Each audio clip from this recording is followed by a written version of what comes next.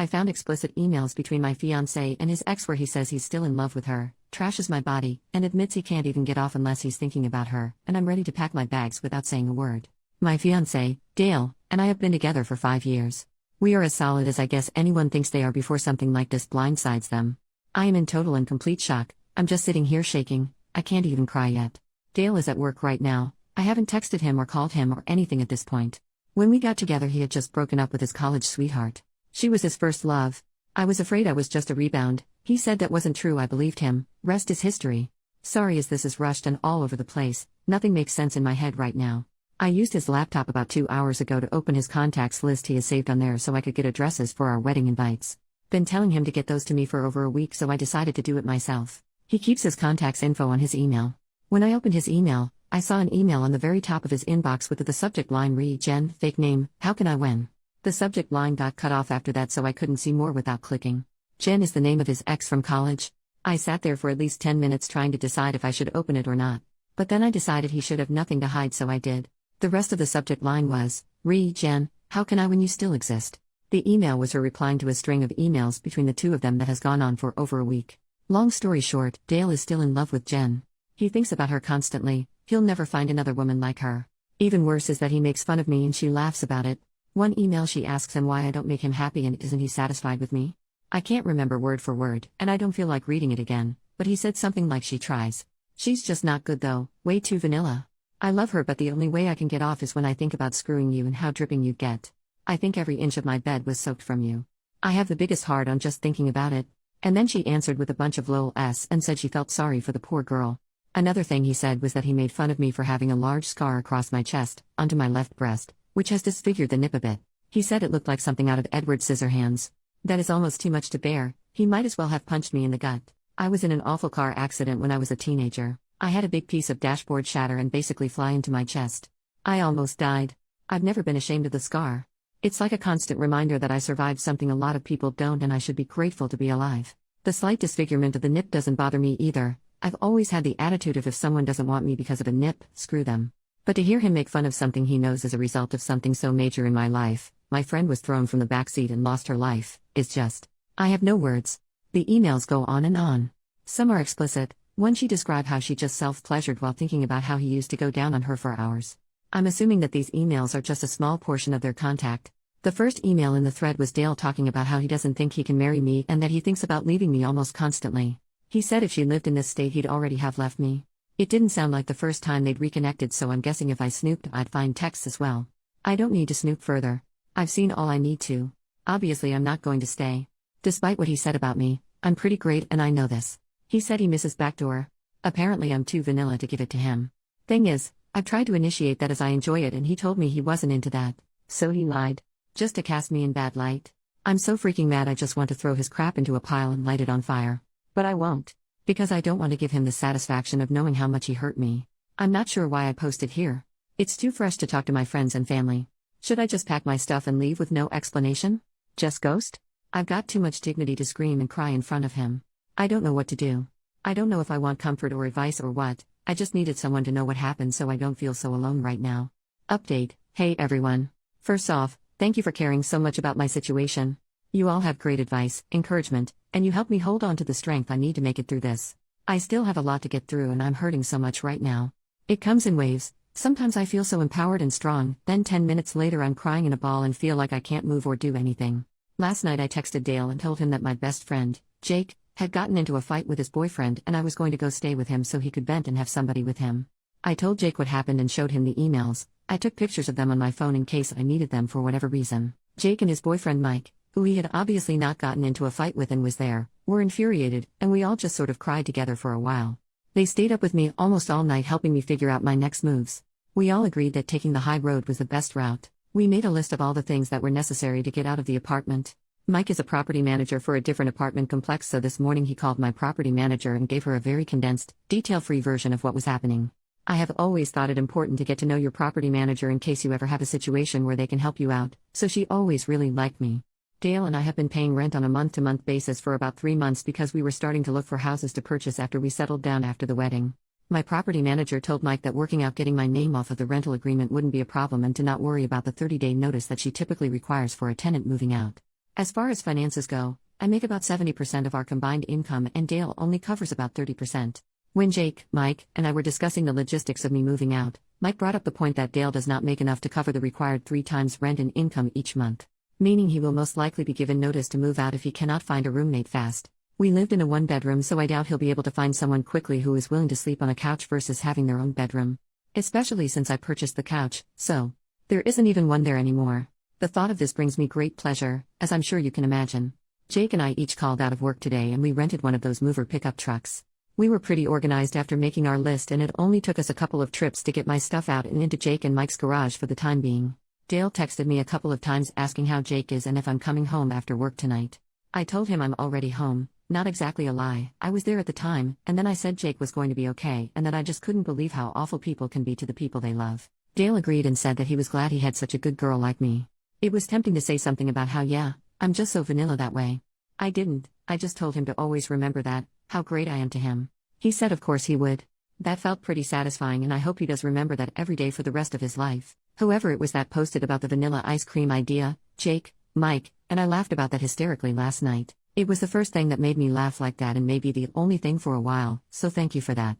I didn't end up ruining any of Dale's stuff. I didn't print out the emails and send them to his family/friends. I didn't do anything destructive or spiteful. However, after all my stuff was out, Jake and I made a trip to the grocery store. I took that poster's advice and I bought one of those big plastic tubs of vanilla ice cream. I left it on the counter with a note and my engagement ring. I wrote, I know vanilla isn't your favorite flavor, but this is the only vanilla you'll be eating from now on. XOXO. I mean, I am human. I had to leave him with a little bit of a bang. So here I am. Staying with Mike and Jake for a while. Finding an apartment will be no issue for me. I'm comfortable financially on my own with a stable job. I have to deal with the deposits I put down for the venues for both the wedding and the reception. I can't right now, I'm too much of a mess emotionally. I will by the week's end though, as I know I can't put it off any longer if there's any hope at all of getting refunded. I had already booked our honeymoon, but I did pay the extra for insurance if the trip needed to be cancelled. I honestly don't really know what exactly the insurance covers. I'll have to look into it. Whether or not I can get a refund for Dale's ticket, I will be going on my first trip out of the country on my own and I am happy about this. It's one bright thing to look forward to through this whole mess. I will sell my wedding dress, which was a low-cut dress by the way, and showed my scar off as much as a wedding dress can. I guess Dale would have found that gross. Or maybe I'll burn it. Burning it sounds kind of fun because I've been holding back so much on not being destructive in a time where I would have found great, albeit temporary, pleasure in burning everything Dale has ever owned. Burning my dress is something I can do privately that will still be satisfying. I can scream and cry and throw rocks at it, pour lighter fluid all over it, watch it burn, and then cook a s'more over it. Because I love s'mores, so why not? I am walking away from Dale with my head held high. The best revenge is to walk away as dignified as possible and to not sink to his level. I was close with his family, but I'm not going to worry about what he tells them. I am positive it won't be the truth. There is no way he's got the balls and decency to tell them what he did. But I know what he did, he knows what he did, and all the people who truly love me and who I am close with will know what he did. That's all that really matters. Though it's nice to have those emails just in case Dale tries to take things too far or something. I'm going to be okay. I'm having one of my empowered moments, though I just spent the last hour in the bathtub sobbing. Like I said, waves. Jake told me that Dale isn't worthy of my quirky nip, and I agree. When I got in my accident, I was lucky that the shrapnel didn't pierce my heart. I did, however, suffer from a pretty significant heart contusion, basically a bruised heart, among other injuries. It was the most painful thing I've ever experienced. So yeah, this situation makes my heart hurt, but my heart has been through much worse and kept on ticking along. Sorry if I rambled a lot. Posting this to you all is like a form of therapy, and the more thoughts that pop up in my mind, I just write them down for you all to read. I haven't told my family and other friends yet. I'll be tackling that soon. I'm glad the invites hadn't already been sent, at least I don't have to send out a cancellation notice. I deleted Dale off all social media and blocked his email address. I didn't block him off my phone yet because, honestly, I'm curious to his reaction. I can promise you all that I will not respond at all. Not to a single text or call.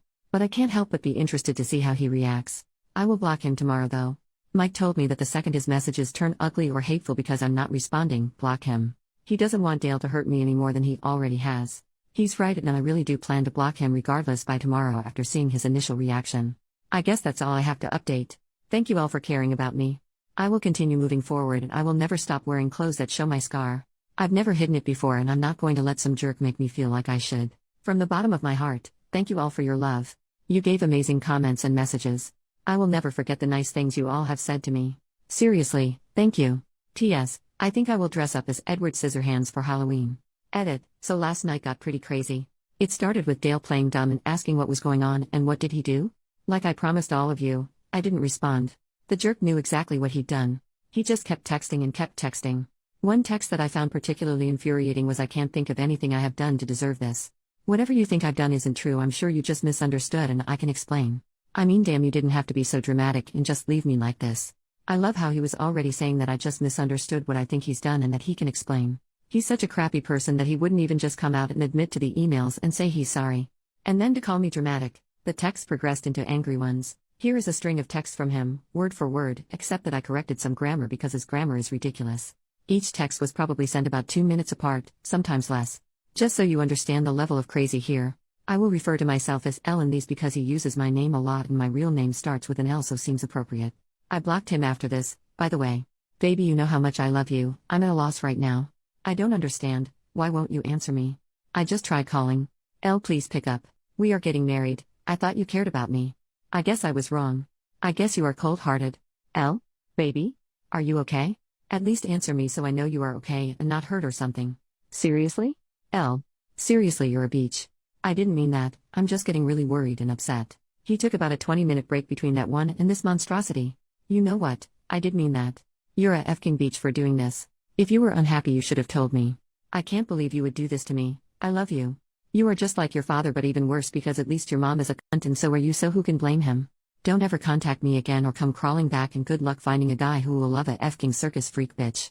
Lol lol lol, dumbass. So that's when I blocked him. I know nothing he said was true, but still. This wasn't just an email to his ex, this was something he sent to me directly. I cried a lot after that one. It hit me pretty hard. This is someone I was planning a future with just a couple of days ago. He was so sweet, as far as I knew, obviously. He used to kiss my hand almost every morning. It's just such a shock, it's hard to wrap my mind around it.